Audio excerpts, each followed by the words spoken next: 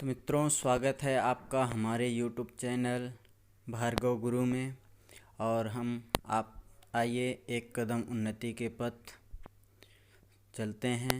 मित्रों, पहले भी मैंने जैसे आपको बताया कि भक्ति काल को हमने पहले पढ़ा था और हम भक्ति काल के अब पूर्व मध्यकालीन, जिसको भक्तिकालीन रचनाएं जो हैं उनको पढ़ेंगे, देखेंगे क्या हैं और उस समय के संत काव्य क्या थे इसके बारे में भी पढ़ेंगे। सूफी काव्य क्या हैं इनके बारे में कि इनकी भी रचनाएं जो हैं उनको भी देखेंगे।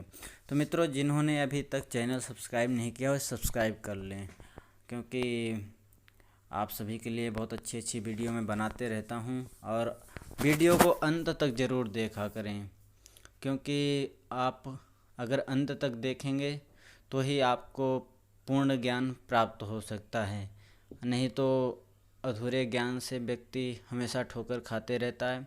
तो मुझे आशा है कि आप सभी लोग जो है हमारे YouTube चैनल एक कदम उन्नति के पथ भार्गव गुरु से जुड़ गए होंगे। यह मेरा नाम है, मुझे अभी कोई अच्छा सा नाम मिला नहीं है, बट मैंने ऐसे ही अपने नाम का रख लिया है ये चैनल। और वैसे हमारा संकल्प जो है वो है कि एक कदम उन्नति के पथ। तो आइए देखते हैं पूर्व मध्य कालीन भक्तिकालीन रचना एवं रचनाकार। ये जो मैं आपको पढ़ा रहा हूँ बहुत इम्पोर्टेंट चीज़ मैं इकट्ठा करके आपके लिए लाता हूँ, इसलिए मैं जल्दी जल्दी वीडियो एकदम से नहीं डालता। मैं थोड़ा रुक रुक के वीडियो डालता हूँ, जिससे आप लोगों को थोड़ा सा पढ़ने में आसानी हो, थोड़ा सा आप बना सकें नोट्स। इसके नोट्स ज़रूर बना लिया करें, ये बहुत इम्पोर्टेंट हैं।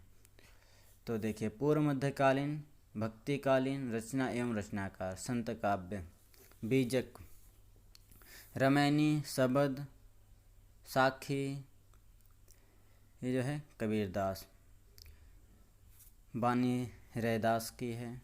ग्रंथ साहिब में संकलित संकलन गुरु अर्जुन देव नानक देव की है। सुंदर विलाप सुंदरदास की है। रत्न खान ज्ञान प्रबोध मूलक दास के। देखो, कुछ तो ऐसी रचना है ना जो आप बिल्कुल भी याद कर दे सकते हो। देखो, सुंदर विलाप, सुंदर विलाप से क्या हुआ कि सुंदर दास हो गए।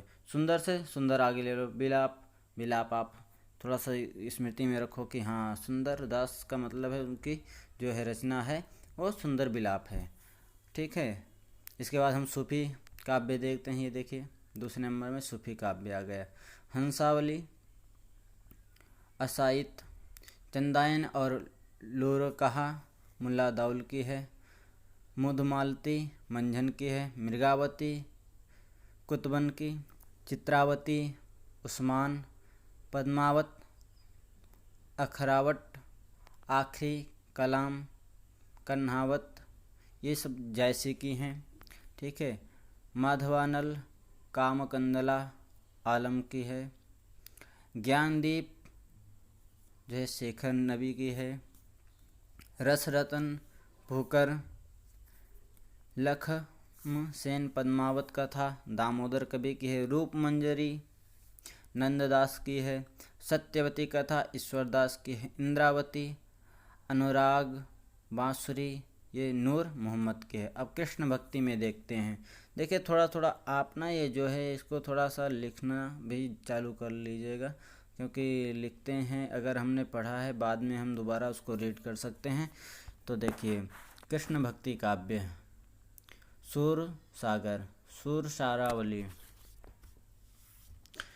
साहित्य लहरी, भ्रमर गीत, सूर सागर से संकलित अंश, ये सूरदास के। आप देख लो, आप बिल्कुल आसानी है याद करना। सूर सागर, सूर सारावली, साहित्य लहरी, सूर सागर से संकलित अंश। ये देखो, कई चीज़ें तो हैं ऐसे जो उनके नाम से ही आती हैं। सूर आगे आ रहा है, सूर सागर तो मान लो सूरदास। ठीक है। फुटकल पद जो है वो कुंभन दास के हैं। परमानंद सागर परमानंद दास। ठीक है। देखो, यहाँ पे भी है कि परमानंद सागर रचना किसकी है? परमानंद दास की है। जुगलमान चरित्र कृष्णदास। फुटकल पद गोविंद स्वामी। द्वादश यश भक्ति प्रताप हितजू को मंगल चतुर्भुज दास की है। ठीक है। रास पंचाध्यायी भंवर गीत प्रबंध काव्य नंददास के हैं। ठीक है। युगल शतक श्री भट्ट का है। हित 84 हित हरिवंश की है। ठीक है। हरिदास जी के पद स्वामी हरिदास। भक्त नामावली रसलावनी ध्रुवदास की है। ठीक है। नरसिंह जी का मायरा गीत गोविंद टीका राग गोविंद राग सोरठ के पद मीराबाई। ठीक है। प्रेम वाटिका सुजान रसखान दान नील रसखान की हैं। ठीक है। सुदामा चरित नरोत्तम दास। अब ये देखिए, उसके बाद हम आते हैं राम भक्ति काव्य में सीधा। ठीक है। राम आरती रामानंद। रामाष्टायन राम भजन मंजरी उग्रदास। भरत मिलाप अंगद पैज ईश्वरदास। रामचरितमानस गीतावली कवितावली विनय पत्रिका दोहावली कृष्ण गीतावली पार्वती मंगल जानकी मंगल बरवई रामायण रामाज्ञा प्रश्नावली वैराग्य संदीपनी रामलला नच्छू। ये सब किसकी हैं? ये तुलसीदास की हैं। देखो बहुत इम्पोर्टेंट हैं ये सब, यहाँ से देख लो आप, ज़्यादा हैं ये, इनको आपको बिल्कुल दिमाग में रखना है। उसके बाद भक्तमाल नाभादास की। रामचंद्रिका प्रबंध काव्य है जो केशवदास। पौरुषेय रामायण नरहरिदास की है। अब हम आते हैं तीसरे नंबर में, ये विविध पंच सहेली छीहल हरिचरित भागवत दसम स्कंद भाषा लालच दास। ठीक है। रुक्मणी मंगल 56 नीत कवित्व संग्रह महापात्र नरहरि बंदीजन माधवानल कामकंदला आलम, ये आलम के हैं। ठीक है। सत प्रश्नोत्तरी मनोहर कवि की है। हनुमान नाटक बलभद्र मिश्र की है। कवि प्रिया रसिक प्रिया वीर सिंह देवचरित विज्ञान गीता रत्नबागनी जहांगीर जस चंद्रिका। ठीक है। ये सब केशवदास की हैं। रहीम दोहावली या सतसई बरवई नायिका भेद श्रृंगार सोरठा मदनाष्टक रास पंचाध्यायी रहीम रत्नावली, ये रहीम के हैं। ठीक है। अब्दुल रहीमी खान। अब अष्टछाप के कवि देखो, ये बहुत इम्पोर्टेंट होते हैं, हर जगह पूछा जाता है अष्टछाप के कवि कौन हैं, उनके नाम क्या हैं, और तो ये बहुत इम्पोर्टेंट हैं, इनको लिख भी लेना आप। वल्लभाचार्य के शिष्य सूरदास कुंभनदास परमानंदास कृष्णदास। विठल नाथ के शिष्य। ठीक है। छीत स्वामी गोविंद स्वामी चतुर्भुज दास नंददास। ये 8 जो हैं अष्टछाप के कवि जो हैं, ये देखो आप इनको बिल्कुल याद रखना, क्योंकि ये हर जगह पूछे जाते हैं। ठीक है। और हम थोड़ा सा इसमें उत्तर मध्यकाल के बारे में पढ़ेंगे, रीतिकाल जिसको कहते हैं। तो नामकरण की दृष्टि से उत्तर मध्यकाल भी विवादों से भरा है। इसे मिश्र बंधु ने अलंकृत काल, रामचंद्र शुक्ल ने रीतिकाल और विश्वनाथ प्रसाद मिश्र ने श्रृंगार काल कहा है। रीतिकाल के उदय के संबंध में आचार्य रामचंद्र शुक्ल का मत है। इसका कारण जनता की रुचि नहीं, आश्रयदाताओं की रुचि थी, जिनके लिए वीरता और कर्मण्यता का जीवन बहुत कम रह गया था। रीतिकालीन कविता में लक्षण ग्रंथ नायिका भेद श्रृंगारिता आदि की जो प्रवृत्तियां मिलती हैं, उनकी परंपरा संस्कृत साहित्य से चली आ रही थी।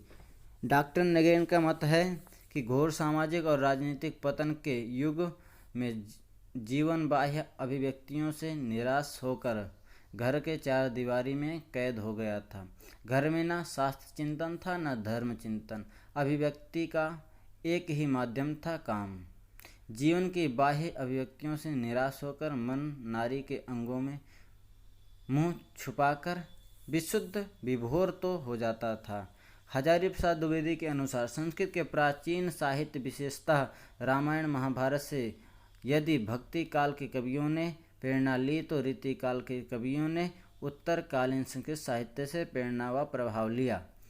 लक्षण ग्रंथ, नायिका भेद, अलंकार और संचारी आदि भावों की पूर्ण निवृत्ति वर्गीकरण का आधार लेकर ये कवि बंधे सधी बोली में बंधे संधे भावों की कवायद करने लगे। ठीक है। और समग्रतः रीतिकालीन काव्य जन काव्य नहीं है, बल्कि दरबारी संस्कृति का काव्य है। इसमें श्रृंगार और शब्द सज्जा पर जोर रहा। कवियों ने सामान्य जनता की रुचि को अनदेखा कर सामंतों एवं रईसों की अभिरुचियों को कविता के केंद्र में रखा। इससे कविता आम आदमी के दुख एवं हर्ष से जुड़ने के बजाय दरबारों के वैभव व विलास से जुड़ गई। रीति काल की दो मुख्य प्रवृत्तियां थी, रीति निरूपण, श्रृंगारिता। तो आज हम यहीं तक पढ़ेंगे, उसके बाद हम आगे का ये टॉपिक पढ़ेंगे। देखिए, रीति निरूपण को काव्यांग विवेचन के आधार पर दो वर्गों में बांटा जा सकता है।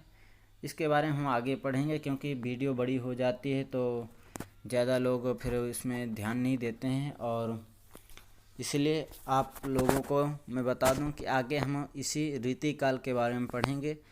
आप लोग जिसको भी कहीं भी इसमें संशय होता है तो मुझे बताएं, क्योंकि मैं इसलिए ये इस तरह पढ़ाता हूँ कि जिससे आप लोगों को लिखने में आदि में समस्या न हो। इसमें सारा लिखा हुआ है और उसको आपको एक उसमें उतार लेना है। ये मुख्य पॉइंट हैं जो लिखे हुए हैं, और ये आपको मिलेंगे नहीं कहीं। तो इसको मैंने बहुत संग्रहित करके आपको इकट्ठा करके वो किया है, बनाया है। तो इसलिए आप सभी लोगों से एक निवेदन है कि चैनल को सब्सक्राइब कर लें, लाइक कर दें और शेयर कर लें। कमेंट ज़रूर करें कैसी लगती है वीडियो, आपको कुछ सीखने को मिलता है, कैसे मिलता है, क्या आप सीखते हैं, क्या आपको इसमें कुछ आपने कहीं देखा था जिसमें आपको समस्या हुई थी और आपने हमारी यहाँ वीडियो देख के आपको उससे अगर वो मिला हो तो मुझे बहुत अच्छा है। मैं आप सभी का आभार व्यक्त करता हूँ।